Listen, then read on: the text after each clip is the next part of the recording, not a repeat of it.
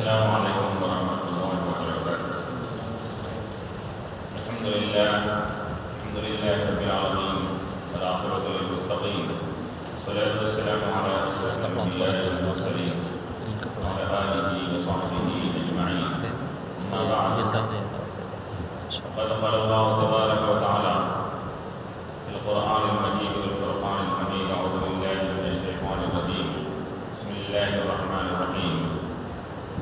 یا بنی آدم لا یفتننکم الشیطان کما اخرج ابویکم من الجنة ینزع عنہما لباسہما لیریہما سوآتہما انہ یراکم هو وقبیلہ من حیث لا ترونہم انا جعلنا الشیاطین اولیاء للذین لا یؤمنون فإذا فعلوا فاحشة قالوا وجدنا علیہا آباءنا واللہ امرنا بها قل ان اللہ لا یأمر بالفحشاء اتقولون علی اللہ ما لا تعلمون۔ صدق اللہ العلی العظیم۔ قال تعالی فی مقام آخر فی شأن نبیہ الکریم ان اللہ وملائکتہ یصلون علی النبی یا ایھا الذین آمنوا صلوا علیہ وسلموا تسلیما۔ حاضرین کرام و معزز سامعین،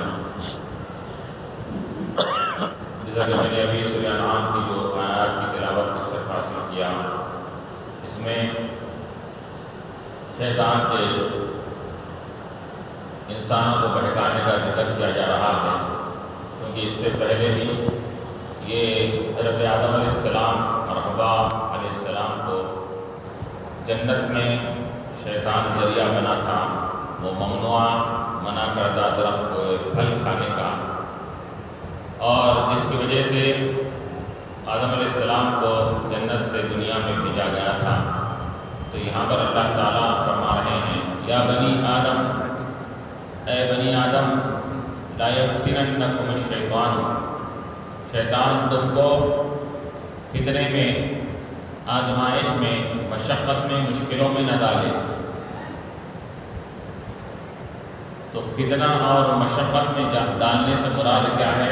مفسرین فرماتے ہیں کہ شیطان تم کو مشقتوں میں ڈالتا ہے، اس کا مطلب یہ ہے کہ تم سے گناہ کرواتا ہے، نافرمانیاں کراتا ہے، بدعقیدگیاں کراتا ہے، جس کی وجہ سے تم مشقتوں میں پڑ جاتے ہو۔ گویا کہ نافرمانی یہ انسان کو مشقت میں لے جانے والی چیز ہے، کہ جب انسان اللہ کی نافرمانی کرتا ہے تو خود بخود مشکلوں میں، مشقتوں میں آ جاتا ہے۔ یہاں لا یفتننکم الشیطان، فتنے میں نہ ڈالے، مشقت اور مشکلوں میں نہ ڈالے شیطان، یہ کہہ کر اللہ تعالیٰ فرما رہا ہے کہ تم کہیں اس کے داؤ اور مکر و فریب میں آ کر تم گناہ کے کام نہ کرنے بیٹھو، تم نافرمانی کرنے بیٹھو اور بدعقیدگی کے کام میں کرنے لگو، تو تم خود بخود مشقت میں پڑ جاؤ گے۔ دنیا میں بھی مشقت ہوگی نافرمانی کی، آخرت میں بھی مشقت اور مشکلات کا سامنا کرنا پڑے گا۔ لا یفتننکم الشیطان کما اخرج ابویکم من الجنة۔ اب یہاں پر اللہ تعالیٰ تمام بنی نوع انسان سے مخاطب ہو کر فرمایا یا بنی آدم، اے بنی آدم، اے انسانوں۔ تو اب یہاں پر سب سے خطاب ہے، تو کیا شیطان کا مکر و فریب اور اس کا داؤ کیا ہر انسان پر چلتا ہے؟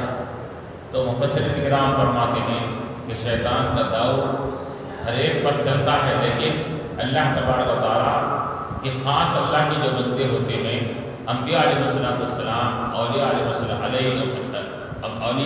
اللہ علیہم اجمعین، تو ان کو اللہ تعالیٰ بچاتا ہے۔ کس سے بچاتا ہے؟ ان کو اللہ تبارک و تعالیٰ شیطان کے مکر و فریب سے بچاتا ہے۔ کیونکہ اللہ تعالیٰ نے خود دوسرے مقام پر فرمایا قرآن میں کہ ان عبادی لیس لک علیہم سلطان، میرے بندے بعض ایسے ہیں کہ اے شیطان تیرا داؤ اور مکر و فریب ان پر نہیں چلے گا۔ تو وہ کون بندے ہیں؟ وہ انبیاء علیہ السلام ہیں، وہ اولیاء ہے کہ جن پر مکر و فریب نہیں چلتا شیطان کا۔ تو یہاں بنی آدم سے مراد عمومی طور پر عام انسان مراد ہے، اللہ کے خاص بندے انبیاء اور اولیاء اس کے اندر داخل نہیں ہیں، کیونکہ جیسے کہ روایتوں میں آتا ہے کہ علماء اور مفسرین فرماتے ہیں کہ انبیاء پر بھی اس کا داؤ نہیں چل سکتا، انبیاء کے قریب نہیں جا سکتا، اور بلکہ ہمارے آقا علیہ الصلوۃ والسلام کے بارے میں مفسرین فرماتے ہیں کہ نبی کریم علیہ الصلوۃ والسلام کی نظر رحمت، نظر کرم جس پر پڑ جاتی ہے، اور اللہ تبارک و تعالیٰ اس کے اوپر بھی شیطان کا مکر و فریب نہیں چل سکتا۔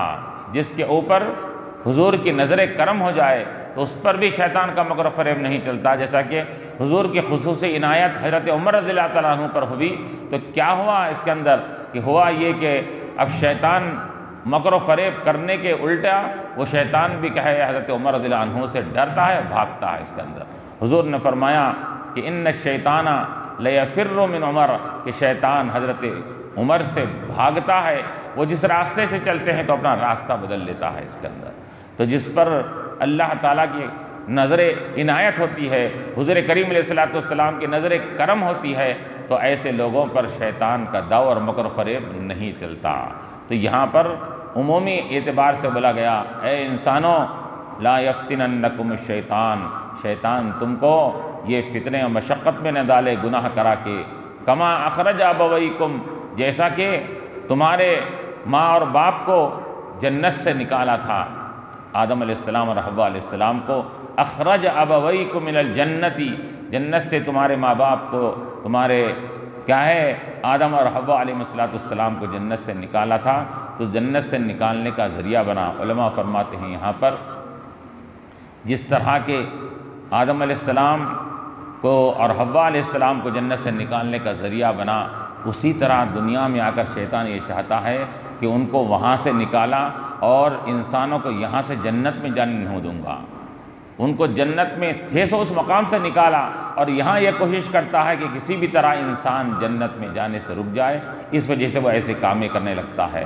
تو شیطان کی حضرت آدم علیہ السلام سے یہ عارضی دشمنی تھی، ایک وقتی طور پر نکال لیا، لیکن اس سے اولاد آدم سے یہ شیطان کی ابدی اور دائمی دشمنی ہے، وہ قیامت تک اس دشمنی کو نکالتا رہے گا۔ تو یہاں یہی کہہ رہے ہیں اللہ تعالیٰ کما اخرج ابویکم، جیسا کہ یہ شیطان نے نکالا تھا، حالانکہ نکالنے والی اللہ کی ذات ہے۔ یہ جب تک کہ اللہ تعالیٰ کا حکم نہ ہو، اس کی مشیت نہ ہو، کوئی چیز بھی وہاں سے ہٹ نہیں سکتی، لیکن چونکہ ذریعہ شیطان بنا تھا، اس وجہ سے یہاں پر ذریعے کے طور پر یہاں نسبت شیطان کی طرف کی گئی کہ شیطان نکالا، یعنی شیطان کی بات میں آ کر آپ وہ درخت کا پھل کھا لیے، اور یہی عمل اب سے جنت سے نکلنے کا ان کے لیے ذریعہ بنا۔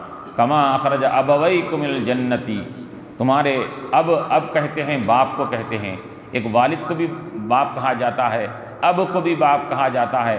ابوی کے معنی تثنیہ کا صیغہ ہے، تمہارے ماں اور باپ دونوں کو یعنی آدم و حوا کو نکالا۔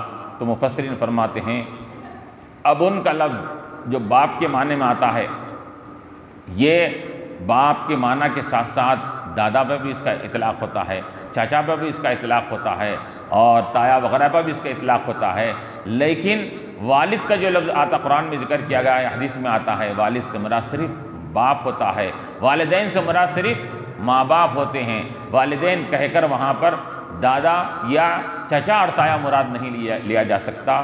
والد کے معنی ہے کہ ولد یولد کے معنی آتے ہیں، پیدا کرنے کے معنی آتے ہیں، تو والدین کے معنی ہوتے ہیں پیدا کرنے اور جننے والے، تو اس سے مراد صرف والدین ہوتے ہیں۔ باپ کا لفظ یہ عام ہے، یہ باپ دادا چچا کے لیے استعمال ہوتا ہے۔ تو اس وجہ سے اللہ تعالیٰ نے یہاں ابویکم کہا، یہاں پر تمہارے ماں باپ آدم و حوا کو نکالا، من الجنت، جنت سے، ینزع عنہما لباسہما، جنت کے لباسوں کو ان سے اتارنے لگا کہ نافرمانی کرنے کی وجہ سے جنت کا لباس ان سے نکل گیا اور ان سے اتر گیا لباس۔ ینزع عنہما لباسہما لیریہما سوآتہما، کیوں نکالا جنت کا لباس ان سے؟ تاکہ وہ دونوں ایک دوسرے کی شرمگاہ کو دیکھ لیں، لیریہما سوآتہما۔ تو مفسرین فرماتے ہیں یہاں پر کہ آدم و حوا علیہ السلام یہ عمل ہونے سے پہلے، یہ اللہ کی تھوڑی لغزش ہونے سے پہلے اور جنت کا لباس اترنے سے پہلے، وہ آدم اور حوا ایک دوسرے کے کبھی سطر کو نہیں دیکھے تھے۔ تو یہ نافرمانی، یہ لغزش کا یہ اثر ہوا کہ شیطان یہ چاہا کہ ایک دوسرے کے سطر کو دیکھے، لیریہما سوآتہما۔ لا یفتننکم الشیطان کما اخرج ابویکم من الجنۃ ینزع عنہما لباسہما لیریہما سوآتہما، کہ ان دونوں کے شرمگاہ کو یہ دیکھنے کا کیا ہے ذریعہ بن جائے نافرمانی، اس وجہ سے شیطان نے ان کو اس کام کے لیے ان کو اکسایا اور ورغلایا ان کے لیے۔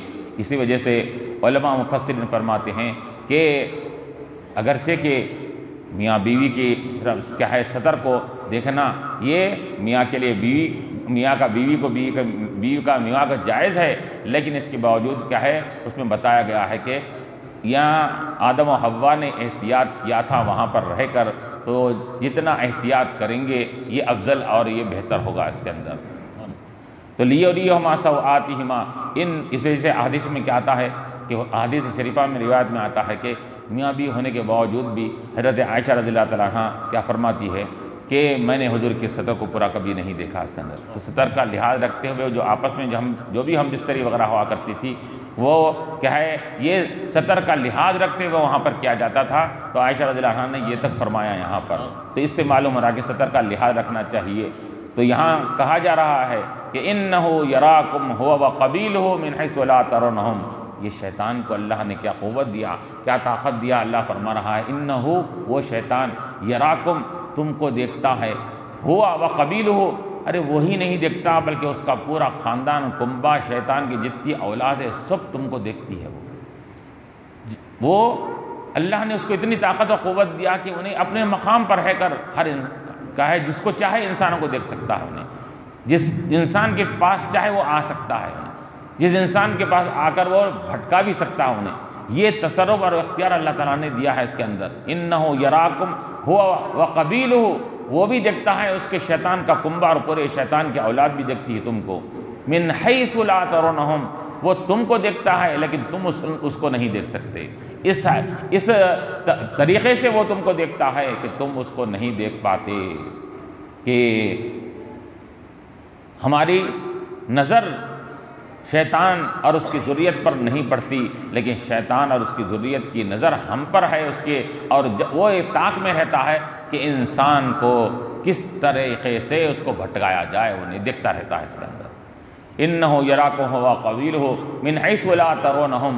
تو یہاں مفسرین فرماتے ہیں کہ اللہ تعالیٰ نے اتنی قوت دیا شیطان کو، یہ مردود مخلوق کو، نافرمان مخلوق کو، شیطان اس کے اولاد کو اللہ تعالیٰ نے یہ قدرت دیا کہ وہ جہاں سے چاہے انسانوں کو دیکھ سکتا ہے۔ تو پھر مردود کی طاقت کا یہ عالم ہے تو محبوب کی طاقت اور قوت اور علم کا ایک عالم ہوگا۔ حضور پاک علیہ السلام کے بارے میں اگر کوئی یہ کہا، ہم اگر کہتے ہیں کہ حضور ہمارے نظر پر واقف ہے، ہمارے احوال سے واقف ہے، تو لوگ کہتے ہیں کہ حضور کے ایسے بارے میں کہنا یہ شرک ہو جاتا ہے کہ حضور ہمارے احوال سے واقف ہے، ہم کو دیکھ رہے ہیں۔ یہ تو دیکھنے کی صفت تو اللہ کی ہے کہ ہر ایک کو دیکھتا ہے، کہ اللہ یہاں پر نافرمان اور مردود کی قوت کا یہاں پر اظہار فرما رہا ہے۔ وہ شیطان ہو کر جب دیکھ سکتا ہے ہر انسان کو، تو پھر مردود ہو کر دیکھ سکتا ہے، تو اللہ نے جس کو اپنا محبوب بنایا ہے وہ محبوب ہم کو کیوں نہیں دیکھ سکتے اس کے اندر۔ تو اِنَّهُ يَرَاكُمْ هُوَ وَقَبِيلُهُ مِنْ حَيْثُ لَا تَرَوْنَهُمْ إِنَّا جَعَلْنَا الشَّيَاطِينَ أَوْلِيَاءَ لِلَّذِينَ لَا يُؤْمِنُونَ۔ اور پھر یہاں پر اللہ فرما رہا ہے کہ بے شک ہم نے اِنَّا جَعَلْنَا الشَّيَاطِينَ، ہم نے شیاطین کو بنایا، اولیاء کیا بنایا، ولی بنایا، دوست بنایا، اور شیطان کو مددگار بنایا، للذین لا یؤمنون، کن لوگوں کا جو ایمان نہیں لاتے۔ ایمان نہ لانے والوں کا کون دوست ہے؟ شیطان دوست ہے۔ ایمان نہ لانے والوں کا کون مددگار ہے؟ شیطان مددگار ہے۔ کون دوست ہے؟ شیطان ان کا دوست ہے، اللہ تعالیٰ فرما رہا ہے۔ تو معلوم یہ ہوا کہ جہاں پر ایمان نہیں ہوتا، جہاں پر تقوی نہیں ہوتا، وہاں پر شیطان آ کر وہاں پر ایسے انسانوں کو اپنا دوست بھی بناتا ہے اور اپنا مددگار بھی بنا لیتا ہے، اس کی مدد کرتا ہے، مددگار بنا لیتا ہے۔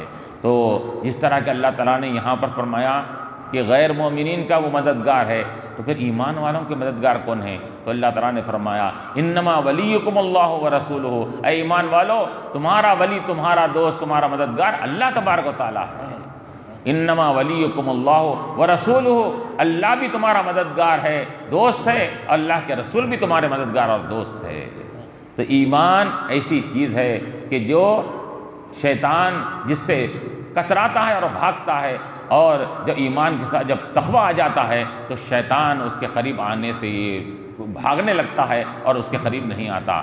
ایمان والے کے پاس آ سکتا ہے انہیں، لیکن تقویٰ جس کے پاس آ جاتا ہے وہ تقویٰ ایسی چابک اور ایسی ہتھیار ہے ایمان والے کا، جس کے پاس تقویٰ آ جاتا ہے تو شیطان اس کے پاس قریب آنے سے ڈرنے لگتا ہے اس کے اندر۔ تو انا جعلنا الشیاطین اولیاء، شیاطین کو ہم نے ولی بنایا ہے، مددگار بنایا ہے، اس کے لیے نافرمانوں کا ولی بنایا ہے اور فرما برداروں کا ولی یہ اللہ ہے، اس کے رسول ہے۔ انا جعلنا الشیاطین اولیاء للذین لا یؤمنون واذا فعلوا فاحشۃ قالوا وجدنا علیہا آباءنا۔ اور پھر یہاں پر اللہ تعالیٰ نے قرآن کے دوسرے مقام پر کیا فرمایا؟ وَمَن يَعْشُ عَن ذِكْرِ الرَّحْمَنِ نُقَيِّضْ لَهُ شَيْطَانًا فَهُوَ لَهُ قَرِينٌ۔ شیطان کے مختلف نامے بیان کیے گئے ہیں۔ شیطان کے معنی قرین بھی کہا گیا اس کے لیے، قرین کے معنی ساتھی کے ہوتے ہیں، خنزب نامی شیاطین ہوتے ہیں، یہ ولہان نامی شیاطین ہوتے ہیں جو وسوسے ڈالتے ہیں، وضو کے درمیان میں آ کے وسوسے ڈالتے ہیں، تیرا وضو ہوا نہیں ہوا، یہ وسوسے ڈالنے والا ہوتا ہے۔ نماز میں آ کے وسوسے ڈالتے ہیں، شیطان میں کو وسوسے جب ڈالتا ہے تو انسان بھولنے لگتا ہے، 1 رکعت ہوئی 2 رکعت ہوئی، سجدہ کرا نہیں کرا فلاں کرا۔ یہ مختلف قسم کے شیاطین ہوتے ہیں جو مختلف قسم کے کامیں کرنے لگتے ہیں اس کے اندر۔ تو یہاں اللہ فرما رہا ہے اور میں دوسرے مقام پر کہ وَمَن يَعْشُ عَن ذِكْرِ الرَّحْمَنِ، جو رحمان کے ذکر سے غافل ہو جاتا ہے، رحمان کے ذکر سے غافل ہو جاتا ہے تو ہم اس کے اوپر شیطان کو مسلط کر دیتے ہیں۔ نقیض لہو شیطانن، ہم ایسے کے اوپر شیطان کو مقرر کر دیتے ہیں۔ فہو لہو قرین، اب وہ شیطان اس کا دوست بن جاتا ہے۔ کس کا دوست بنتا ہے؟ جو رب سے غافل ہو جاتا ہے تو پھر شیطان اس کا قرین اور ساتھی اور دوست بن جاتا ہے۔ تو یہاں اللہ تعالیٰ فرما رہے ہیں کہ تم شیطان کے قربت اور شیطان سے دوری اگر چاہتے ہو، اس کے قریب نہیں کرنا چاہتے ہو، تو تم ایمان اور تقوی کی دولت سے اپنے آپ کو مالا مال کرو، تو وہ شیطان تمہارے قریب نہیں آئے گا۔ کیوں؟ کیونکہ ہم وعدہ کرے ہیں کہ ہم ایمان والے، اللہ ولی الذین آمنوا، اللہ ولی ہے، مددگار ہے ان لوگوں کا جو ایمان والے ہیں۔ والذین کفروا اولیاءہم الطاغوت، اور جو کفر کیے کافر لوگوں کے ولی کون ہیں؟ طاغوت، شیاطین، سرکش لوگ ان کے کیا مددگار ہوتے ہیں، ان کے دوست بنتے ہیں۔ وَإِذَا فَعَلُوا فَاحِشَةً قَالُوا وَجَدْنَا، اب یہاں پر اور ایک صفت بیان کی جا رہی ہے یہ نافرمانوں کی، کہ جب اذا فعلوا فاحشة، مشرکین اور کفار مکہ کی یہ صفت بیان کی جا رہی ہے۔ وَإِذَا فَعَلُوا فَاحِشَةً، جب وہ کوئی فحش کام کرتے ہیں، گناہ کا کام کرتے ہیں، بے حیائی کا کام کرتے ہیں، تو اذا فعلوا فاحشة قالوا وجدنا علیہا آباءنا واللہ امرنا بها۔ جب غلط کام کرتے ہیں تو لوگ ان سے کہتے ہیں، صحابہ کہتے ہیں، حضور فرماتے ہیں کہ یہ کام کیسا غلط کام کیوں کر رہے ہو؟ تو جواب کیا دیتے ہیں؟ جواب یہ دیتے ہیں کہ قالوا وجدنا علیہا آباءنا، ارے ہمارے آبا اجداد پر ہم نے اس کو پایا تھا، ہمارا یہ سلسلہ، یہ چیز ہمارے آبا اجداد سے چلی آ رہی ہے، خاندانوں سے پیڑھی در پیڑھی یہ چیز چلی آ رہی ہے، ہم یہ کام یہ زمانے قدیم سے کیا ہے کرتے آ رہے ہیں۔ ایک بات، دوسری بات وہ کہتے تھے نعوذ باللہ کہ خود کام کر رہے ہیں اور منسوخ کر رہے ہیں نافرمانی کو اللہ کی طرف، واللہ امرنا بہا، اور اللہ نے بھی ہم کو اس کا حکم دیا ہے۔ نعوذ باللہ، فحش کے کام کر رہے ہیں، گناہ کے کام کر رہے ہیں، اور اس کی دلیل پوچھی جاتی ہے تو دلیل کیا دے رہے ہیں؟ دلیل یہ ہے کہ ہمارے آبا اجداد، ہمارے خاندان والے پیڑھی در پیڑھی کرتے تھے، ایک دلیل۔ دوسری نعوذ باللہ جھوٹی دلیل، واللہ امرنا بہا، اللہ نے بھی ہم کو اس بات کا حکم دیا ہے، اس وجہ سے ہم کر رہے ہیں کام۔ تو یہاں اب یہ فاحشہ کے معنی کیا ہے؟ نافرمانی بھی، وہ بھی فاحشہ ہے، لیکن ہر نافرمانی کو نہیں، علماء فرماتے ہیں مفسرین کے، فاحشہ بھی نافرمانی ہے، لیکن ایسی نافرمانی جو انسانی عقل اور عام انسان بھی اس کو برا سمجھے، ایسی برائی کو، ایسی نافرمانی کو فاحشہ کہا جاتا ہے۔ زنا، قتل، چوری، یہ ایسی گناہ جس کو ایک عام عقل انسانی بھی اور عام انسان بھی اس کو برا سمجھتا ہے، وہ ظاہری اعتبار سے جو بے حیائی کے کام جو کہے جاتے ہیں، وہ بے حیائی کے کاموں کو فاحشہ بولا جاتا ہے اس کے اندر۔ تو یہ بے حیائی کے کام کرتے تھے، مثال کے طور پر جیسے اس سے پہلے آیا ہے کہ وہ کعبۃ اللہ کا طواف برہنہ ننگے ہو کر کرتے تھے اس کے اندر، اور کیا ہے کہ وہ برہنے ہو کر کرنے کو کیا سمجھتے تھے لوگ؟ یہی عبادت ہے اس کے اندر، ہمارے لباس جس میں ہم گناہ کرتے ہیں وہ لباس میں ہم کیا ہے طواف کیسا کریں گے اس کے اندر؟ تو وہ نکال کر پہلے تو وہ ان کے مجاور وغیرہ جو تھے کعبۃ اللہ کے، وہ لوگ کیا اپنے پاس لباس رکھتے تھے، وہ اس کو کرائے پہ لے کے کرنا، تمہارے لباس سے مت کرو طواف، تمہارے لباس میں تم گناہ کرتے ہو، یہ ہمارے لباس کیا ہے تم پہن کر کرو۔ تو کرائے سے لے کر کوئی کرتا، اب ہمیشہ کون کرے گا؟ اب بعد میں کیا ہوتا کہ وہ برہنہ ہو کر طواف کرنے لگے، برہنہ طواف کرنے کو وہ نیکی سمجھے، جبکہ اللہ تعالیٰ فرما رہا ہے کہ اللہ کبھی بھی بے حیائی کی چیزوں کو پسند نہیں فرماتا اس کے اندر۔ ان اللہ لا یأمر بالفحشاء، اللہ کبھی فحش کاموں کا حکم دیتا نہ اللہ اس کو پسند فرماتا ہے اس کے اندر۔ تو یہ کر رہے ہیں فحش کے کام خود، اور منسوب کر رہے ہیں اپنے آباء اجداد کی تقلید پر، اور دوسرے اللہ تعالیٰ کی طرف منسوب کر رہے ہیں کہ اللہ نے ہم کو حکم دیا ہے اس کے اندر۔ تو یہ کہتے ہیں کہ قالوا وجدنا علیہ آباءنا واللہ امرنا بہا، اور اللہ نے ہم کو حکم دیا۔ قل آپ فرما دیجئے ان اللہ لا یأمر بالفحشاء، اللہ تعالیٰ کبھی بھی فحش کاموں کا، برائی کا، بے حیائی کی چیزوں کا اللہ تعالیٰ کبھی بھی حکم نہیں دیتا، بلکہ اللہ تبارک و تعالیٰ تو قرآن میں مختلف مقامات پر بے حیائی کے کاموں سے ولا تقربوا الفواحش کہا، فواحش کا حکم دینا تو دور کی بات ہے، اللہ تعالیٰ نے فواحش اور برے کاموں کے قریب جانے سے بھی منع فرما دیا کہ ولا تقربوا الفواحش، فواحش کے قریب مت جاؤ، ولا تقربوا الزنا، زنا کے قریب مت جاؤ، زنا مت کرو نہیں کہا اللہ نے، زنا کی طرف لے جانے والے کاموں سے بھی دور رہو، زنا ولا تقربوا الزنا کہا گیا اس کے اندر۔ تو ان اللہ لا یأمر بالفحشاء، اور پھر یہاں اللہ فرما رہا ہے اتقولون علی اللہ ما لا تعلمون، کہ تم اللہ تعالیٰ پر وہ باتیں کہہ رہے ہو جس کو تم جانتے نہیں ہو۔ بتاؤ کہ اللہ نے کہا یہ نافرمانی خود کر کے، فحش کام کر کے یہ کہہ رہے ہیں کہ اللہ نے ہم کو حکم دیا ہے، تو یہاں اللہ فرما رہا ہے اتقولون، کہ تم کہتے ہو ما وہ چیزیں جس کو تم جانتے نہیں ہو۔ تو بتاؤ کہ تم کو ہم نے حکم دیا ہے، تو ہم کسی کو حکم دیتے ہیں تو ہم ڈائریکٹ انسانوں کے پاس آ کر حکم نہیں دیتے، اب کوئی بات کا حکم دیتے ہیں تو ہم اب ذریعہ بناتے ہیں، انبیاء علیہ السلام کو ذریعہ بنا کر ان کے ذریعے سے حکم دیتے ہیں۔ تو بتاؤ کسی کہ تم کو نبی علیہ السلام نے یہ اس بات کا طرف اشارہ کیا کہ اللہ کا یہ حکم ہے؟ نہیں کہا حالانکہ۔ اور یاد رکھو کہ کسی بھی چیز کو جاننے اور پرکھنے کے لیے اللہ تعالیٰ نے مختلف ذریعے بنائے ہیں اس کے اندر، دیکھنے کے لیے آنکھ بنایا ہے، سننے کے لیے کان بنایا ہے، بولنے کے لیے زبان بنایا ہے، چلنے کے لیے پیر اور کام کرنے کے لیے ہاتھ بنائے ہیں۔ جو اللہ تعالیٰ نے جو ذریعہ جس کے لیے بنایا ہے اس کو، وہی ذریعے کو اسی چیز کے لیے استعمال کرنا، یہ حق اور عدالت کی بات ہوگی اس کے اندر۔ اگر کوئی کان سے دیکھنے کی بات کرے گا تو اس کو بیوقوف کہا جائے گا، آنکھ سے سننے کی بات کرے گا تو اس کو بھی بیوقوف کہا جائے گا۔ تو اسی طرح کہ ہر بات، ہر چیز کا ایک اللہ نے ذریعہ بنایا ہے، تو رب کی رضامندی اور رب کی ناراض کردہ چیزوں کو معلوم کرنے کا ذریعہ بھی اللہ نے بنایا اس کے اندر، کہ رب کن کاموں سے راضی ہوتا ہے، رب کن کاموں سے ناخوش ہوتا ہے، اللہ نے اس کا بھی ذریعہ بنایا۔ اور وہ ذریعہ کیا ہے؟ انبیاء علیہ السلام کی ذات بابرکت ہے۔ نبی ذریعہ ہے کہ نبی کی زندگی اور نبی کے فرمان کو دیکھو، نبی کے احکامات کو دیکھو، کہ نبی جو جو باتوں کا حکم دے رہے ہیں، اگر نبی کسی بات کا حکم دیتے ہیں تو سمجھو کہ اللہ کی پسندیدہ چیزیں ہیں، اور نبی کسی بات سے منع کر رہے ہیں تو سمجھو کہ وہ اللہ کی ناپسندیدہ چیزیں ہیں۔